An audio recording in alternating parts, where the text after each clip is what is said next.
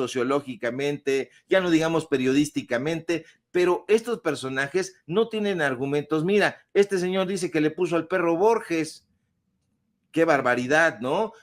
Juan Soler dice que tuvo un perro que se llamaba Borges, pues eso quiere decir que no le importaba tanto la figura del señor Jorge Luis Borges, un personaje que también tenía sus bemoles, y ahí voy a caer pesado porque tantos aman a Borges, pero Borges era un facho tremendo y tenía gusto por la dictadura. No, y Sevilla tenía una gran pluma y lo que sea. A mí no me importa un bledo eso, porque me importa escribir desde el fondo de las vísceras. Eso es lo que me interesa. Y desafortunadamente, en los medios de comunicación corporativos y a veces en los medios de comunicación del Estado, están incursionando este tipo de personajes, les abren las puertas de par en par y vienen estos faranduleros y lanzan sus comicidades, sus diatribas, pero sin ningún sustento intelectual. Este personaje dice que nosotros no tenemos ninguna trascendencia. Bueno, pues si no tenemos trascendencia,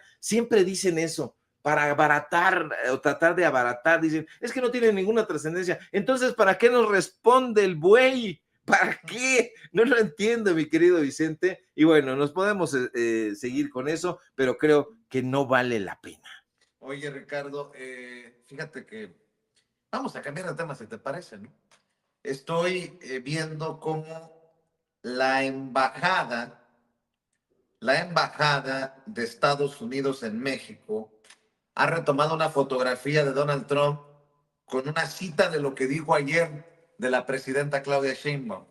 He estado hablando con la presidenta de México, una mujer en realidad maravillosa, y dicen desde la embajada, la llevamos muy bien, México y Estados Unidos, las dos banderitas. Estamos forjando una sólida alianza. No lo sé, Rick, me parece falso, pero bueno, eso es.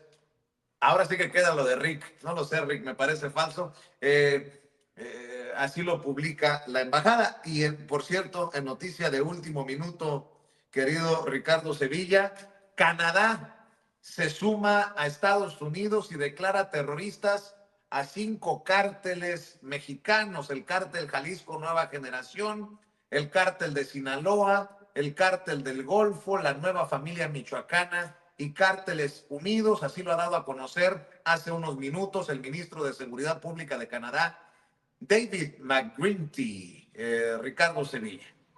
Sí, pues tenían que adherirse a lo que les dijera su papá Estados Unidos, allá en el gobierno canadiense, pero bueno, dejemos eso en punto y aparte para darle la puntilla. Yo de entrada estoy muy contento, Vicente, muy contento porque apenas estamos a 20 de febrero. O sea, todavía no alcanzamos el segundo mes de 2025, todavía no lo cumplimentamos y ya hay enormes resultados para esta dictadura de la que hablan en la derecha. La presidenta Claudia Sheinbaum anunció hace unos días, ¿se acuerda usted?, que Amazon iba a invertir $5,000 millones en México, que Nestlé invertiría $1,000 millones en nuestro país, que Santander, ahí donde le dieron su patada a Enrique Krause, porque trabajaba ahí también, es un secreto a voces, bueno, que ellos van a invertir $2,000 millones. Y no conforme con eso, hoy Netflix anuncia que esa empresa invertirá $1,000 millones en México, y ahí sí tiembla, va a temblar Televisa, ya está temblando como gelatina, Salinas Pliego, el usurero, pero bueno, aún así los imbéciles descerebrados dicen que México está yéndose a la ruina porque es un país de dictadura, que es el comunismo y toda esa tontería. Bueno, pues Donald Trump, para entrarle a este otro tema, ayer reconoce el arduo trabajo que está realizando la presidenta de México. Puede ser una de las muchas mentiras de Donald Trump, del presidente de Estados Unidos, pero queda ahí, no en la anécdota, sino en un hecho histórico, porque describe la conversación que sostuvo con la presidenta Sheinbaum como muy interesante y como muy importante. Esto tiene varias cosas que se pueden y se deben analizar. Mira, Dice que la presidenta mexicana es una mujer maravillosa, lo dice con todas sus letras. Fíjese que estas no son, desde mi punto de vista, palabras huecas ni vacías. Pueden ser las palabras de un personaje voluble, de un personaje recalcitrante, pero es un reconocimiento y es un reconocimiento público donde describe el presidente estadounidense que tiene, nos guste o no, un poder muy grande en todo el mundo, describe a una presidenta, la primera presidenta en la historia, no solamente de México, sino de Norteamérica, como una mujer maravillosa y una plática que le hizo ver los valores que tiene el pueblo de México y el problema de la drogadicción que ellos enfrentan allá en Estados Unidos. Pero evidentemente la derecha mexicana, los comentócratas, los faranduleros, no salen a reconocerlo, no lo quieren reconocer. Al contrario, en todo momento salen y tratan de restarle importancia al papel de la presidenta de México. ¿Y eso a qué se debe? Se debe a que en la política no solamente mexicana, sino en la política mundial, hay un cáncer, el cáncer del machismo.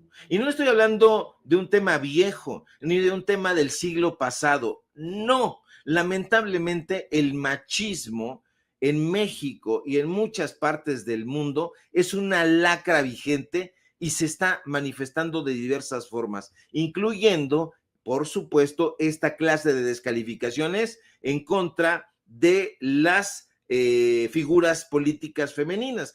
Claudia Sheinbaum y un montón de políticas mexicanas. Se trata, por cierto, de violencia política de género, violencia que afecta a las mujeres y que también desalienta, hay que decirlo, a las que pretenden incursionar en la vida política. ¿Por qué estoy hablando de esto? Porque justamente los medios de comunicación de la derecha están atizando esto, tratan de atizar la flama del descrédito en contra de la presidenta de México. Este tipo de personajes que no tienen ningún tipo de argumento, sino solamente son pagados, es la comentocracia. Pero ojo con eso, porque la mayoría de la comentocracia es machista. No les importa un rábano todos los atributos políticos, intelectuales, culturales, laborales, éticos que pueda tener una mujer. No, les importa es un cacahuate. No les importa, Vicente, porque no tienen ningún tipo de formación ni humanista ni intelectual. Yo digo esto porque Juan Soler dice que él tiene una gran formación. Yo no lo creo, pero ni tantito, y no creo que les interese adquirirla, porque son opinadores a los que les interesa un bledo este tipo de trabajos que hace la presidenta Claudia Sheinbaum, este tipo de reconocimiento, y bueno, son personalidades femeninas que durante la historia de este país trataron de ser silenciadas y se logró lamentablemente durante muchísimo tiempo, pero de eso yo nunca he hablado, por cierto, oído hablar a Joaquín López Dóriga, a Ciro Gómez Leiva, a Chumelito Torres, a Juanito Solera, al Pelón Gómez. Yo no, nunca he escuchado, pero nunca, si usted tiene otro dato, yo lo invitaría a que me lo compartiera, pero nunca he escuchado que estos personajes exijan que se erradique el machismo en la política ni en los medios de comunicación. La mayoría de los personajes que están frente al micrófono somos hombres, hacen falta muchísimas mujeres y estos personajes nunca van a hacer eso porque para hacerlo se necesita un enfoque educativo, un enfoque humanista, porque aunque a ellos nunca les haya importado, el periodismo tiene una función social, una función humanística. Ellos dicen, el periodismo tiene una función informativa. Sí, pero tiene en esencia una función social y una función, si me permite usted decirlo, también educativa. Pero si estos personajes no son periodistas y no son más que mentirosos de pacotilla que alquilan su pluma al mejor postor, pues no podemos esperar absolutamente nada de ellos. Francamente, en los medios de comunicación, tanto en los privados como en los medios de comunicación del Estado, híjole, nunca hemos tenido a los periodistas que merecemos, no tenemos a los comunicadores que necesitamos. Y eso, carajo, tiene que cambiar y tiene que cambiar desde esta clase de medios de comunicación, desde esta clase de trincheras libres, independientes. ¿Por qué? Porque es aquí, Vicente, donde se está luchando auténticamente por un cambio, se está auténticamente luchando por una transformación. No importa si caemos mal, si caemos pesados, si nos critican, se tiene que decir esto a voz en cuello. Yo no represento la voz de un político, de un empresario, de un partido, no. Yo me creo representante, uno de los muchos representantes de la voz popular. Yo este micrófono se lo coloco a la gente que históricamente no ha tenido a este tipo de acercamientos con, pues, con el malestar que se está viviendo. Pero estos personajes alquilan una cámara, un micrófono y dicen, bueno, aquí está mi micrófono, aquí está mi cámara. ¿Y para qué lo vas a alquilar? Para difundir mensajes cargados de odio, de imbecilidades. Bueno, pues aquí nosotros en este espacio estamos siendo a lo mejor la voz discordante, la voz disonante, pero eso se tiene que decir ahora, insisto, ya para cerrar esta pinza, el reconocimiento al trabajo de la presidenta de México es histórico. Vuelvo al punto inicial, es el reconocimiento al trabajo y a la inteligencia de una presidenta que es la primera en la historia, insisto, de Latinoamérica. Y lo reconoce un personaje, pues, conocido por su machismo, por su serrilidad. Así que me parece, Vicente, que es un punto, o podría ser un punto de inflexión en esta narrativa. Me parece increíble, por eso, que estos tarados en su odio demencial contra el gobierno federal, contra la figura de la presidenta, no hayan visto que el reconocimiento de Trump a Sheinbaum es el reconocimiento del gobierno de Estados Unidos al gobierno mexicano, un gobierno de corte, por cierto, humanista. Esto representa, desde mi punto de vista, pues un cambio histórico, un cambio en la dinámica incluso de la relación bilateral, porque generalmente la relación bilateral nunca fue de reconocimiento, fue de reconocimiento con Andrés Manuel López Obrador y está siendo de reconocimiento con Claudia Sheinbaum. Así que esto puede ser un punto de inflexión, pero eso evidentemente no lo va a ver Juan Soler, porque él está viéndose el ombligo y está viendo, revisando el papelito telenovelero que va a representar en su próxima producción televisiva.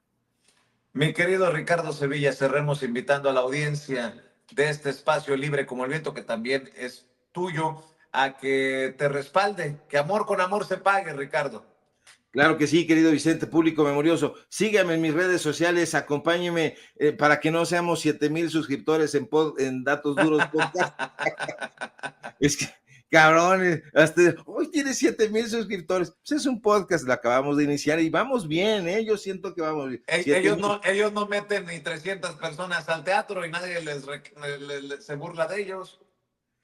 Pues fíjate nada más, y eso que ahí tienen amistad, no sé qué está sucediendo ahí en Hidalgo, que les están metiendo por la bativa cualquier cantidad de engendros de la derecha, y bueno, pobre Pachuca, ya varios amigos y amigas me están diciendo, oye, ¿qué está sucediendo, Sevilla? ¿Por qué nos meten este supositorio de la derecha? Bueno, pues reclámenle ahí a quienes están invitando a estos desgraciados.